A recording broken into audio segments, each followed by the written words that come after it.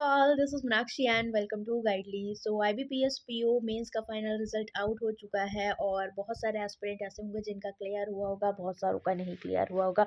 तो दोनों के लिए इम्पॉर्टेंट है।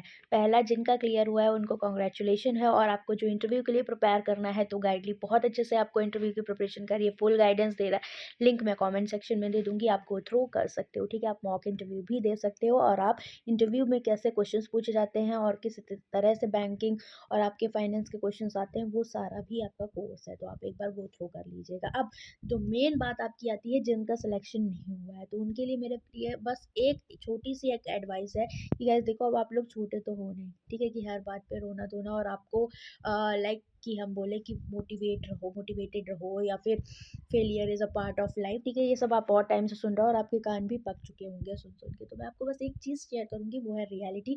आप अभी मेरे टेलीग्राम चैनल पे जा सकते हो, बैंकिंग स्मार्टली पे मैंने आपको एक छोटा सा मैसेज शेयर किया हुआ है। उसमें एक स्टूडेंट है जिसके लास्ट मैसेजेस थे मेरे को कि मैम, मैं हर बार मेंस में कुछ पॉइंट से रह जाता हूँ, ठीक है, और बहुत परेशान। आई थिंक उसका लास्ट RRB PO या कोई भी मेंस रहा हो। तो अभी उसका मैसेज आया, ma'am first interview. That means it's up to you guys कि आप देखो, ये सारी चीज़ें ना, फेलियर आ रहा है या फिर हम कभी रह जा रहे हैं, मिस कर रहे हैं, तो ये आप जब किसी अच्छे रास्ते पे चलोगे तो ये सारी पार्ट्स आपकी लाइफ के रहते हैं, तो आपको इनको फेस करना ही पड़ेगा। ठीक है, तो उसके लिए आप रेडी रहिए।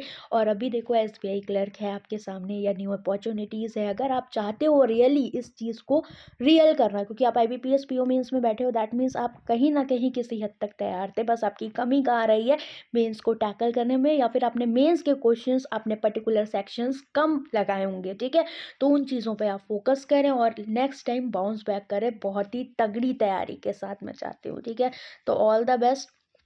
प्रिपरेशन में देखो, हार नहीं मानो अगर आपको वो चीज़ करनी है। ठीक है, बाकी रोना धोना या एक्सक्यूजेस देना आप आज दोगे, कोई सुनेगा बट कोई इंटरेस्ट नहीं लेगा। उसके बाद ये रियलिटी है। एट द एंड क्या मैटर करता है, आपकी success. If you want to make it then you have to do. मैं यही बोलूँगी, अगर आप चाहते हो कि आप सब बड़े हो, आप जानते हो आपके लिए क्या इंपॉर्टेंट है। और मैं ये भी बोलती हूँ कि हर इंसान के लिए ज़रूरी नहीं है कि वो कोई चीज़ पा ही जाए। ओके, बट अगर आपने चाह लिया तो आप कर सकते हो, बट उसके लिए आपको एफर्ट्स करने पड़ेंगे और अपना जो भी अप डाउन है उसको आपको डील करना पड़ेगा। अपना एटीट्यूड है या अपना दिल है, थोड़ा सा टाइट करना पड़ेगा। दैट इज़, आपको ये सारी चीज़ें फेस करनी होगी। So all the best and बिल्कुल परेशान मत हो, आपकी जर्नी में हम लोग आपके साथ हैं ही, क्योंकि बहुत हर बार ऐसा होता है कि कुछ स्टूडेंट सेलेक्ट होते हैं, कुछ रह जाते हैं, फिर कुछ नेक्स्ट ईयर भी सेलेक्ट हो जाते हैं। ठीक है, तो वही होगा जो कंसिस्टेंसी के साथ रहेगा। तो पढ़ाई करिए, मन खराब होता है, थोड़े टाइम के लिए बुरा लगता है, then you can take a break for 2 to 3 days, आप ले सकते हो, कोई दिक्कत नहीं है। बट फिर अगर आप उस चीज़ के आपके पास कोई ऑप्शन नहीं है, तो आपको जी जान लगा कि अपना 100% देना है और इस बार मेंस के लिए बेहतरीन प्रिपरेशन स्टार्ट करनी है। ठीक है, सो ऑल द बेस्ट।